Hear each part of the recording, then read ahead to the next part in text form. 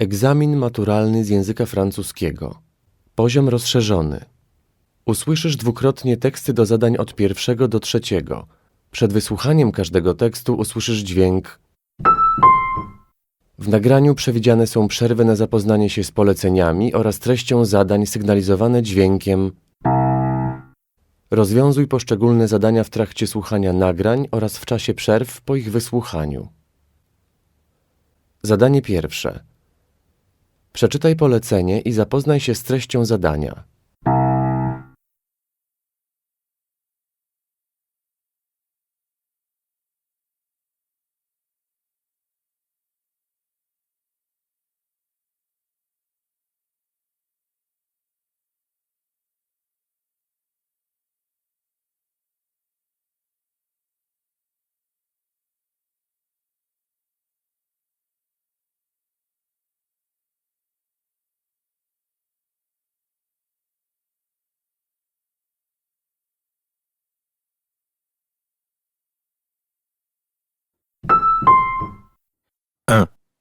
Jusque-là, il y avait les magazines, la salle de sport et le cinéma, puis la musique et les séries ou les films avec Netflix.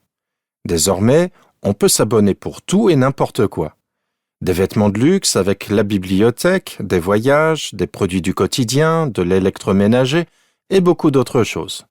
38% des Français ont eu au moins 6 abonnements l'an passé, ce qui fait de nous les champions européens en la matière. Et ce n'est que le début. Cette façon de consommer va gagner du terrain dans quelques années. Qu'il s'agisse de faciliter l'accès à des services culturels ou l'acquisition de produits à renouveler régulièrement, comme des bouteilles d'eau ou des capsules de café, l'abonnement simplifie la vie.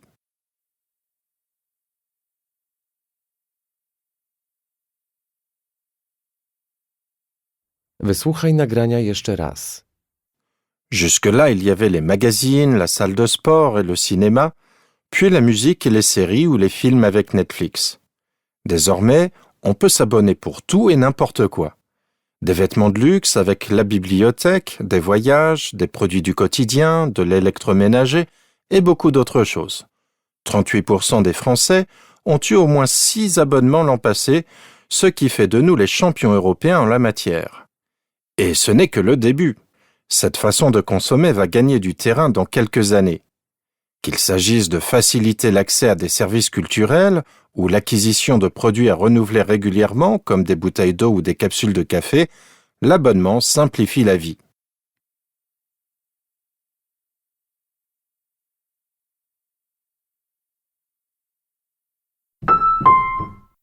Deux. Le terme phabbing, formé à partir des mots anglais phone et snubbing, qui signifie ignorer, a été inventé pour qualifier un comportement asocial qui nous fait préférer notre smartphone à la relation humaine. Rédiger des SMS à table, consulter sa page Facebook au nez des gens, faire des selfies à tout moment, cette addiction aux technologies est même devenue une norme dans la communication moderne. Les scientifiques ont confirmé qu'un tel comportement était provoqué par le stress. Ajoutons que les portables pourraient bien nous faire perdre la mémoire. On a peur que, du fait de la disponibilité immédiate des données, nous ne fassions plus l'effort de nous souvenir. En France, la dépendance aux écrans est devenue une question de santé publique, notamment chez les enfants et les ados.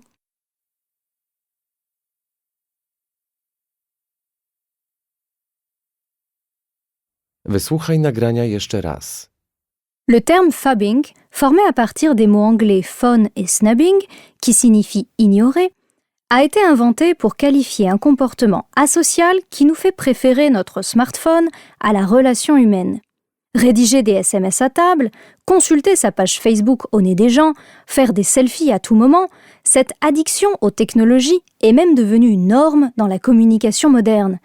Les scientifiques ont confirmé qu'un tel comportement était provoqué par le stress. Ajoutons que les portables pourraient bien nous faire perdre la mémoire. On a peur que, du fait de la disponibilité immédiate des données, nous ne fassions plus l'effort de nous souvenir. En France, la dépendance aux écrans est devenue une question de santé publique, notamment chez les enfants et les ados.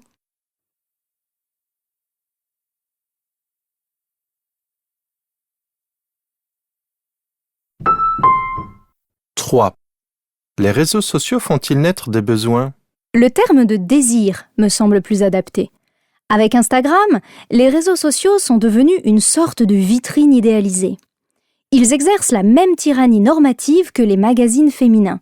Tout y est mis en scène et nourrit une culture de l'idéal, avoir un corps parfait, être une mère parfaite, etc.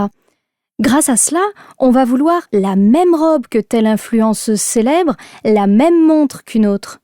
C'est un mécanisme terriblement efficace et les gens doivent en prendre conscience. Pourquoi? Est-ce dangereux? Ça peut l'être, car cela crée des frustrations. On craint de ne pas être à la hauteur de ces modèles. Une étude récente a montré que les réseaux augmentent le risque de solitude, d'angoisse et d'insomnie, particulièrement chez les adolescents, car à leur âge, l'image de soi est encore plus importante que chez les adultes.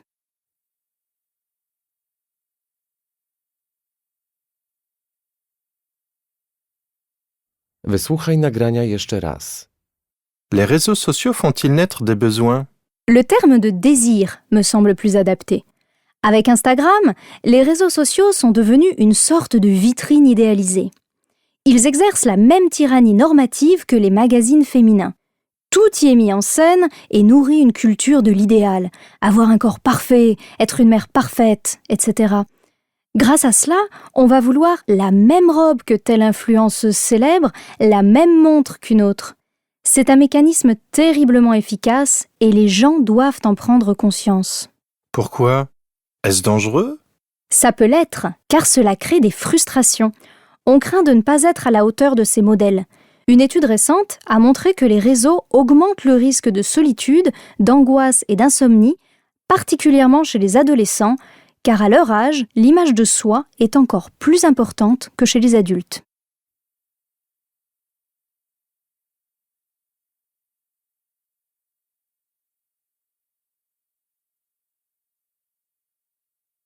Zadanie drugie. Przeczytaj polecenie i zapoznaj się z treścią zadania.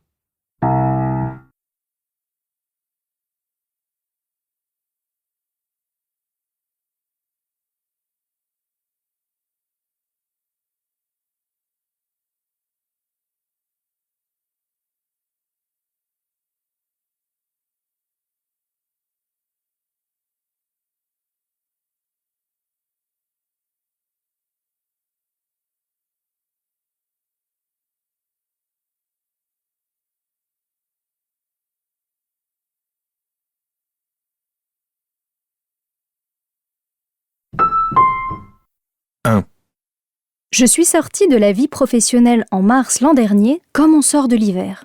J'avais envie de me consacrer à notre jardin. Jean, mon mari, retraité comme moi, a proposé de tout tailler pour laisser rentrer le soleil et y voir plus clair afin de replanter, créer un potager. Pas si vite. Avant de couper, je voulais prendre le temps de réfléchir. Nous nous sommes mis d'accord sur le coin sieste, sur le chemin bordé de fraisiers et la terrasse mieux située pour déjeuner à l'ombre. Nous nous sommes réappropriés cet espace, la maison nous semble maintenant plus grande, plus belle, et je savoure la sensation apaisante de me sentir enfin à ma place dans mon jardin.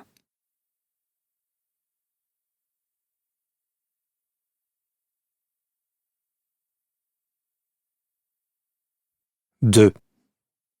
Cela fait sourire certains cartésiens, mais les neurosciences démontrent l'interaction positive entre l'état psychique et la seule contemplation de la nature. C'est là, dans mon jardin, que j'ai retrouvé mon bonheur et ça me guide pour trouver les bons gestes avec les plantes. Mais il faut aussi être actif. Désherber, ramasser les feuilles tous les automnes, c'est sans fin. On sait bien que les saisons tournent, mais une fois dans le jardin de ma maison, cela devient très concret. Au début, je n'étais pas sûr d'aimer, mais petit à petit, je suis devenu accro parce que je peux bouger, faire travailler mes articulations et m'exposer à la lumière.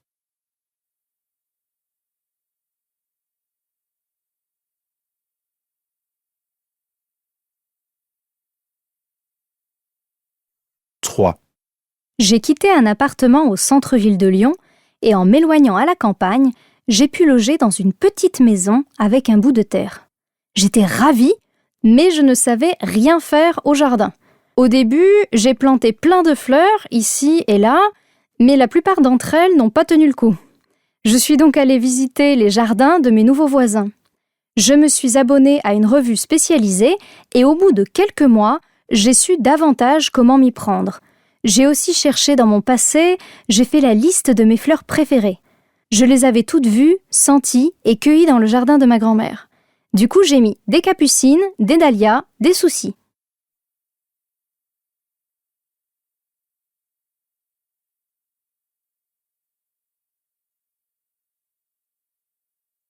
« 4. Belle leçon de vie que j'ai découverte très tard. En me mettant à faire du jardinage, j'ai vite compris que je n'allais pas choisir le moment de planter. C'est la nature qui décide pour nous, et face à elle, nous sommes tout petits. Le jardin est à la fois notre boussole et notre horloge. Je crois que jardiner a modifié indirectement mes rapports avec mes collègues et avec ma famille pour être un peu plus vivable. Pourtant, il ne faudrait pas confondre le jardin de la maison avec un cabinet de coaching ou une salle de sport. Seul le plaisir nous y mène et chaque moment est un cadeau.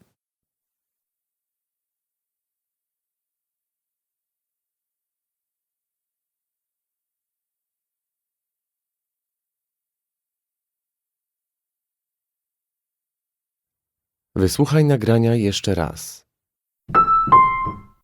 1. Je suis sortie de la vie professionnelle en mars l'an dernier, comme on sort de l'hiver. J'avais envie de me consacrer à notre jardin.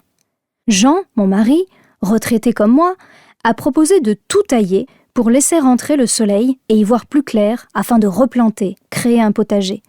Pas si vite. Avant de couper, je voulais prendre le temps de réfléchir. Nous nous sommes mis d'accord sur le coin sieste, sur le chemin bordé de fraisiers et la terrasse mieux située pour déjeuner à l'ombre.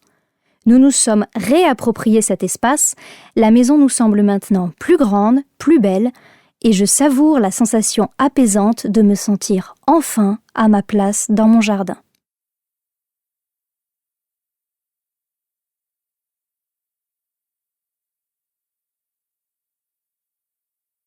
« 2.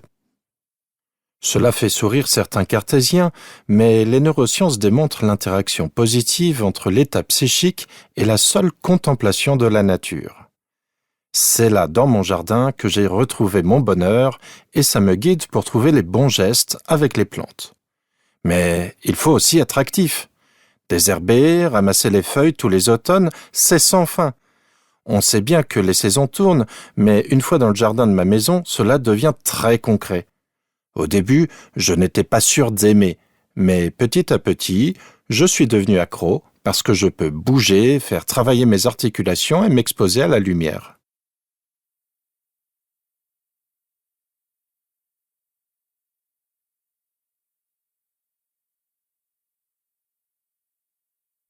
« 3. J'ai quitté un appartement au centre-ville de Lyon et en m'éloignant à la campagne, j'ai pu loger dans une petite maison avec un bout de terre. J'étais ravie, mais je ne savais rien faire au jardin. Au début, j'ai planté plein de fleurs ici et là, mais la plupart d'entre elles n'ont pas tenu le coup. Je suis donc allée visiter les jardins de mes nouveaux voisins. Je me suis abonnée à une revue spécialisée et au bout de quelques mois, j'ai su davantage comment m'y prendre. J'ai aussi cherché dans mon passé, j'ai fait la liste de mes fleurs préférées. Je les avais toutes vues, senties et cueillies dans le jardin de ma grand-mère. Du coup, j'ai mis des capucines, des dahlias, des soucis.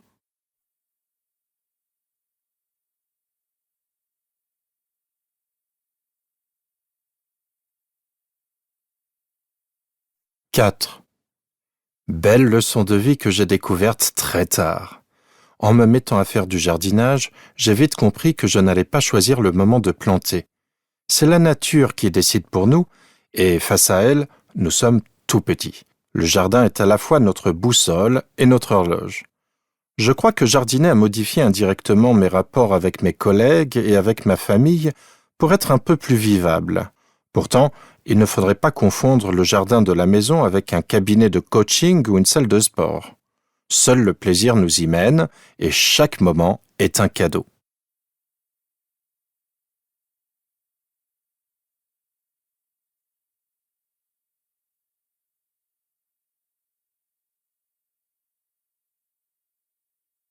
Zadanie trzecie. Przeczytaj polecenie i zapoznaj się z treścią zadania.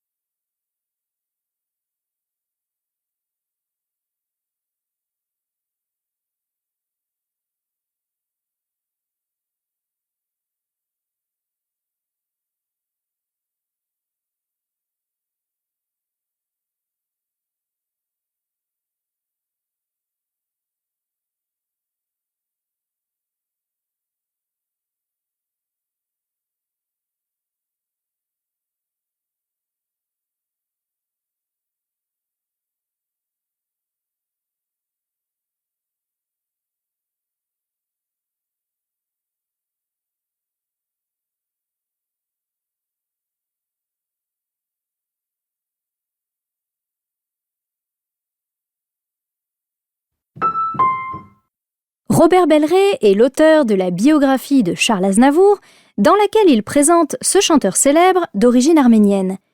Quelle était l'importance de la langue française pour Charles Aznavour ? Charles Aznavour disait que son pays, c'est la langue française. Je trouve cette phrase magnifique car elle résume tout.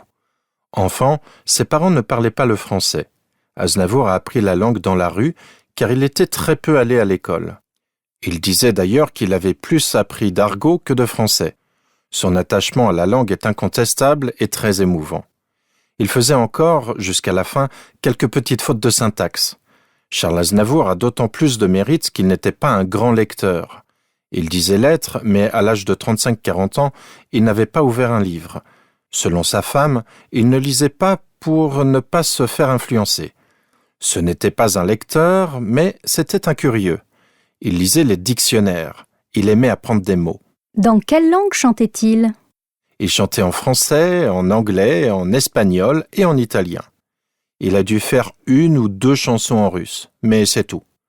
Il a chanté en arménien pour faire plaisir à sa fille, mais il refusait de chanter dans cette langue sur scène. Il disait « Si je chante en arménien 1 fois, ils vont m'en demander 10 et je ne m'en sortirai plus ». Quand il était jeune, ses origines ne l'intéressaient pas beaucoup. Puis il a eu un déclic et il a renoué avec elle. Mais il n'a jamais dit qu'il était un chanteur franco-arménien. Il était, selon ses mots, un chanteur français d'origine arménienne. Et l'anglais ? Charles Aznavour connaissait-il cette langue ? Il était devenu excellent en anglais, et pourtant il n'en a jamais appris une ligne à l'école. Il s'est immergé dans le grand bain, comme il l'avait fait pour le français. Il a débarqué à New York avec Edith Piaf. Il était son secrétaire, son chauffeur et son éclairagiste. Il ne chantait pas, mais tous les jours, il admirait son talent. Puis un jour, il s'est lancé dans la rue. Il a appris l'anglais comme ça. Mais il n'a jamais abandonné le français pour l'anglais. Il a toujours trouvé scandaleux les Français qui chantent en anglais. Pourquoi ces chansons ont-elles autant marqué les Français ? Ces chansons sont très fortes parce qu'elles véhiculent des émotions. Elles donnent la chair de poule. Aznavour avait un vocabulaire assez pauvre, mais il l'utilisait merveilleusement. Si certains de ses titres ont été écrits par d'autres que lui, il écrivait néanmoins de la grande poésie. Il n'était ni Rimbaud ni Ferret, mais savait raconter des histoires formidables. C'était aussi un très grand comédien. Il aurait pu faire une carrière extraordinaire. Charles Aznavour est l'artiste de tous les records. Il est connu pour ses 180 millions de disques vendus dans le monde, 1200 chansons chantées dans 7 langues, des spectacles dans 94 pays et 60 participations à des films.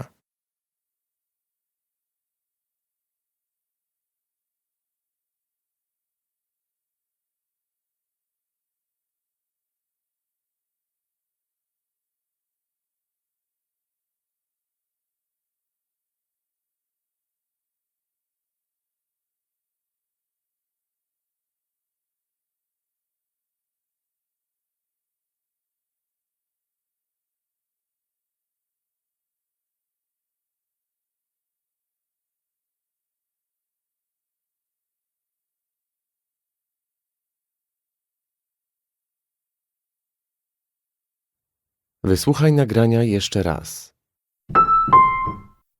Robert Belleret est l'auteur de la biographie de Charles Aznavour, dans laquelle il présente ce chanteur célèbre d'origine arménienne. Quelle était l'importance de la langue française pour Charles Aznavour? Charles Aznavour disait que son pays, c'est la langue française.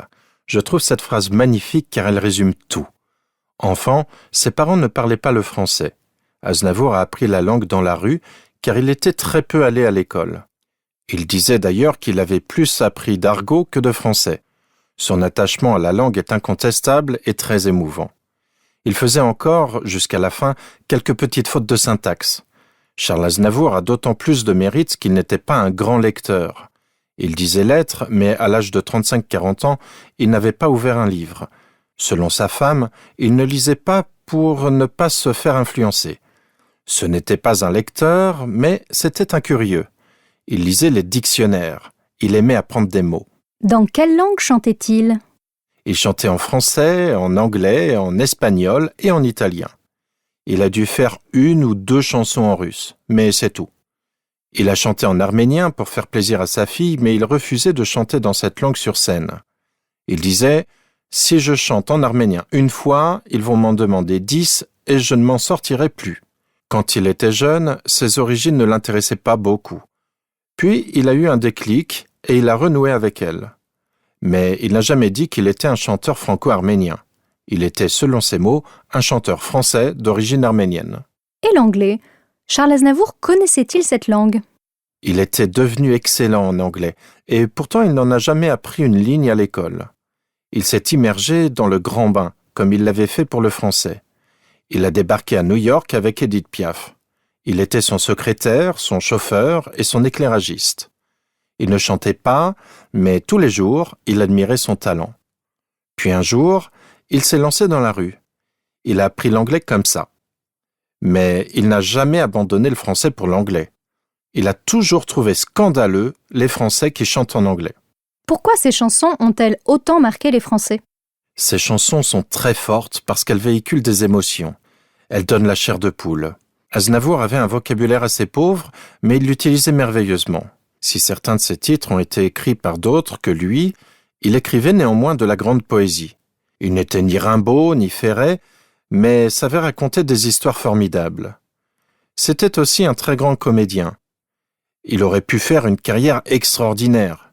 Charles Aznavour est l'artiste de tous les records. Il est connu pour ses 180 millions de disques vendus dans le monde, 1200 chansons chantées dans 7 langues, des spectacles dans 94 pays et 60 participations à des films.